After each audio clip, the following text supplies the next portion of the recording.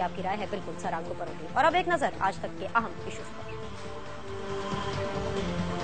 मरीख पर इंसानी जिंदगी की तलाश में खलाई मिशन भेजने वाला भारत पहला एशियाई मुल्क बन गया। उधर पाकिस्तान ने भी हतफ 9 नस्र मिसाइल का कामयाब तजुर्बा किया है। पाकिस्तान का दफा मजीद मजबूत, मगर कितना मजबूत है?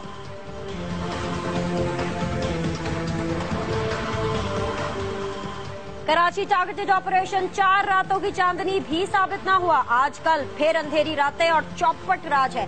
कल सुन्नी और आज शिया कम्युनिटी के अब तक 21 लोग चुन चुन कर मार दिए गए। मुहर्रमुल हराम के मुकद्दस महीने के आगाज पर ही कराची पुलिस चीफ शाहिद हयात शिया सुन्नी फसादात की खबरें सुना रहे हैं। कहते हैं कि एक सियासी जमात का अस्करी विंग शिया सुन्नी फसादात कराना चाहता है। और बल्दियाती इंतखाबात को लेकर तमाम सूबों ने अपना अपना बंदोबस्त कर लिया है। पंजाब की मुतनाज़ा हल्का बंदियों के बाद हुकूमत सिंध ने भी नई हल्का बंदी के नाम पर कराची को मजीद तकसीम कर दिया। कुरंगी के नाम से 6ठे जिले का इजाफा हो गया। उधर कंटोनमेंट बोर्ड में बल्दियाती इंतखाबात न कराने पर सुप्रीम कोर्ट ने सेक्रेटरी दिफा आसिफ यासीन पर फर्द जुर्म आयद कर दी।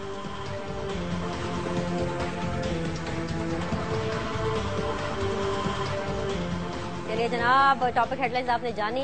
पाकिस्तान का फाइटर जेट तैयारा यानी दीनेश सलीम बिल्कुल तैयार है। आज रजा रूमी पाकिस्तान और Bharat, the love hate relationship of the two neighbours, उसमें साइंस और दिफा के लिहाज से आज एक बहुत अहम दिन है।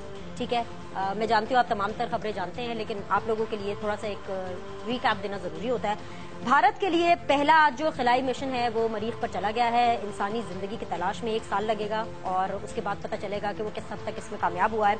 और इसके साथ ही वो पहला एशियाई मुल्क बन गया, तो एशिया के एतबार से भी और भारत के एतबार से भी एक बड़ा दिन है। साथ ही साथ पाकिस्तान के लिए भी एक बड़ा ही प्राउड डे है, क्योंकि आज हतफ 9 नस्र मिसाइल जो है उसको टेस्ट किया गया और बिल्कुल कामयाब उसका हुआ है वो टेस्ट मिसाइल का। तो इस बारे में भी हम गुफ्तगू करेंगे, लेकिन सबसे पहले मैं आपसे ये चीज जानना चाहती हूँ रजा रूमी कि क्या ये जो दोनों चीजें हैं साइंस और दिफा के हवाले से भारत और इंडिया की, इसकी आपस में कोई मुमासलत है?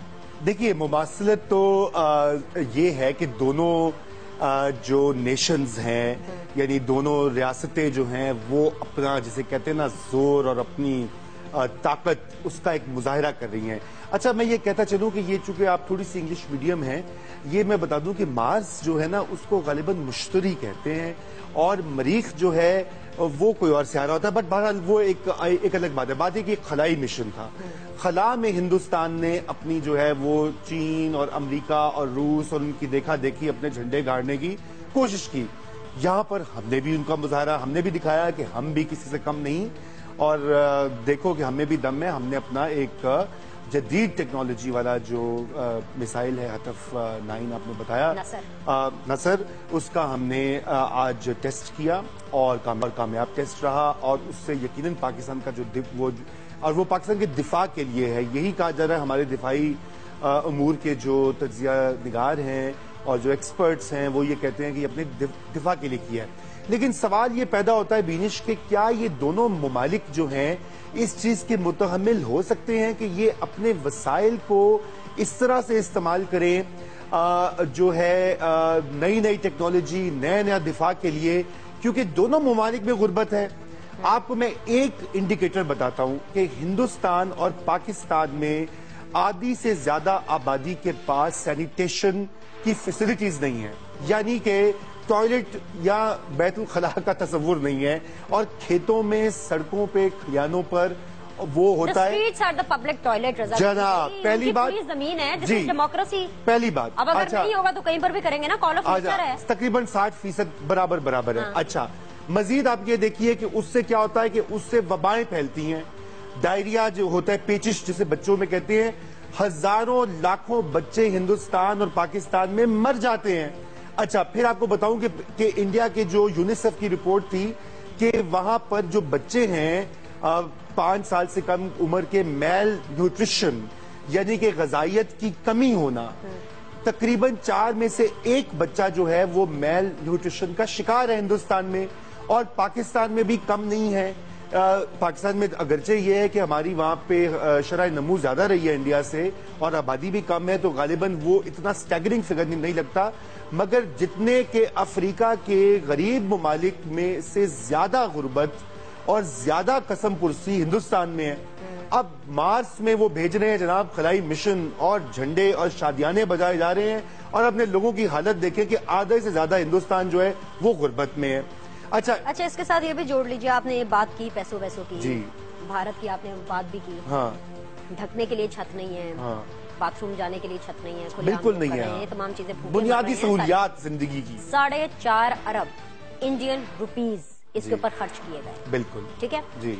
तो बेहतर नहीं होता कि अगर भारत यही पैसे अपने गरीब गुरबा लोगों में तालीम के नाम पर, एजुकेशन हो गया, सैनिटेशन हो गया, खाना हो गया, उसके नाम पर तकसीम करता तो बहुत अच्छी बात की क्योंकि आपने। इंडिया की बहुत बड़ी डेमोक्रेसी है, इंडिया के भी बहुत ज्यादा फॉलोअर्स हैं, वो अपने आप को एक मतलब डेवलपिंग कंट्री से बाहर निकलकर एक डेवलप्ड कंट्री का जो दर्जा है वो देने की कोशिश कर रहे हैं। बहुत सी मुल्क, बहुत से ममालिक उसको लुकअप करते हैं, इवन पाकिस्तानीज भी बहुत से उनको लुकअप करते हैं भारत को। तो बेहतर ना होता अगर वो इस एंगल में इस पैसे देखो बिल्कुल ये बेहतर होता है, और वहां पे आवाजें भी उठ रही हैं, वहां पे लोगों ने इसको तनकीद भी किया है, मगर प्रॉब्लम आपने वही कहा है कि वो इंडिया अब अपने आप को regional power, global power, super power के वो स्टेचर पे समझता है, हालांकि हकीकत उससे बिल्कुल बरक्स है। अच्छा, यही हाल हमारे यहाँ भी है। अब चूंकि हमने हिंदुस्तान की काफी जो है क्लास ले ली। नहीं, एक मिनट रुक जाइए, मुझे एक सवाल और करना, फिर उसके बाद हम जरा पाकिस्तानी चैप्टर की तरफ आते हैं, हमारी अपनी बात करते हैं, और फिर कॉलर्स भी हैं, जाहिर सी बात है, मुझे याद कराया। बहुत बहुत शुक्रिया राना साहब आपका कि आपने याद कराया कि कॉलर्स भी हमारे साथ। हम आपको नहीं भूले भाई, राना साहब है ना बैठे हुए, वो याद कराते रहते हैं जी।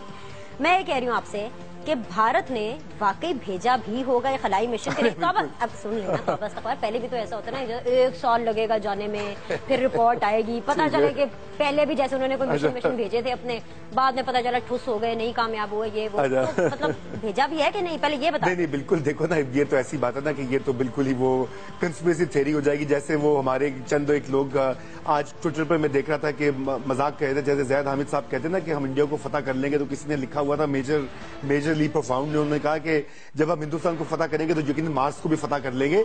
लेकिन वो बिल्कुल वो गया होगा, ये बात अलग है।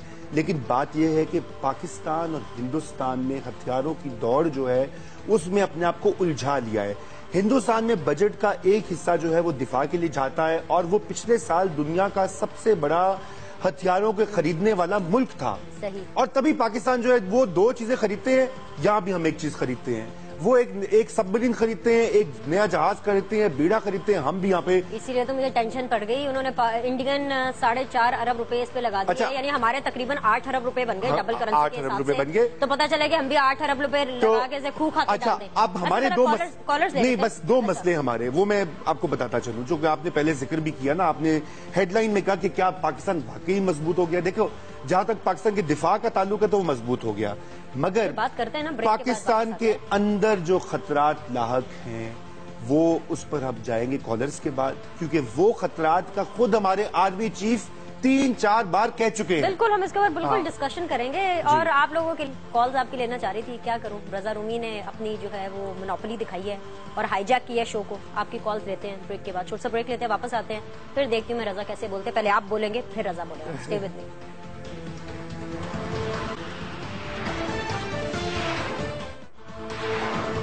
ब्रेक के बाद आपको खुशामदीद कहते हैं। रजा रूमी की कड़वी बातें सुन सुनकर मुझे तो ये चाय भी कड़वी लग रही है, लेकिन क्या करें, कड़वा घूस भी कभी कभी पीना पड़ता है आप लोगों के लिए। बिल्कुल जी, आपकी लाइन हम कनेक्ट कर रहे हैं स्टूडियो के अंदर। अस्सलाम वालेकुम, फर्स्ट कॉलर कौन है हमारे आज की सीधी बात के लिए? अस्सलाम वालेकुम।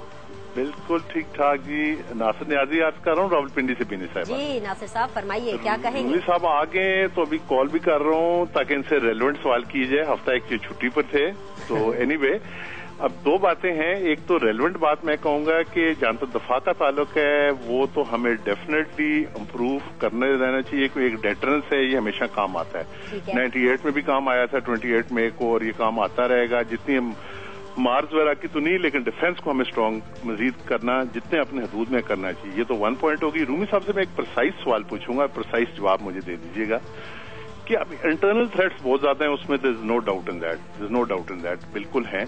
तो अभी प्रायोरिटाइज कैसे करें? आई मीन भागदौड़ बननी है, कोई पॉलिसी बनाएं, कैसे ठीक करें? सिक्योरिटी से तो खुद भी ताल्लुक है मेरा, लेकिन ये मैं प्रिसाइसली बताऊं दिस इज नंबर 1 प्रायोरिटी। ये इकोनॉमी से भी आगे है, ये ठीक होगा तो कुछ काम होगा। बिल्कुल तो रूमी साहब मुझे इसका प्रिसाइज जवाब चले नासिर साहब आपको बिल्कुल जवाब मिलता है। बहुत बहुत शुक्रिया कॉल करने के लिए। अभी आपको थोड़ी देर में रजा रूमी जो है ना आपके तमाम सवालों के प्रिसाइज से जवाब देते हैं, जो कि प्रिसाइज वैसे उम्मीद तो नहीं है लेकिन खैर कोशिश करते हैं। जी अस्सलाम वालेकुम, और कौन है हमारे साथ? वालेकुम मैडम, कैसी हैं आप? ठीक ठाक हैं? अल्हम्दुलिल्लाह, आपकी दुआएं हैं। फरमाइए, नाम बताइए। मेरा नाम है अकरम मलिक, कराची से बात कर रहा हूँ। जी कीजिए बात अकरम साहब। अच्छा, मेरा सवाल ये था मैडम कि हम कह रहे हैं कि पूरी दुनिया जो है चांद पे पहुंच गए है, दुनिया ने तरक्की की है, हम लोग अभी एक सवाल पे अटके हुए हैं कि पूरा मीडिया, हमारे पूरे पाकिस्तानी कौम एक सवाल पे अटका हुआ है कि हकीमुल्लाह महफूज शहीद है या गाजी है। हमें देखना चाहिए, दूसरी दुनिया को देखना चाहिए। इंडिया जो है उसने मरीज पे कदम रखा, हम लोगों ने तो एक पुराने किस तरह मिसाइल का नुमाइश किया।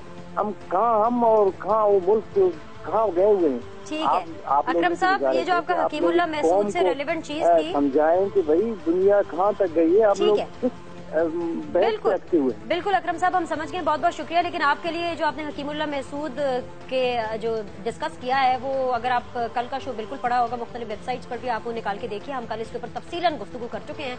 तो जहाँ तक बात रही कि जी हम बाकी दुनिया कहाँ कहाँ पहुंची है, उसका बिल्कुल हम आपको जवाब देते हैं। बहुत बहुत शुक्रिया कॉल करने के लिए। अस्सलाम वालेकुम। जी वालेकुम।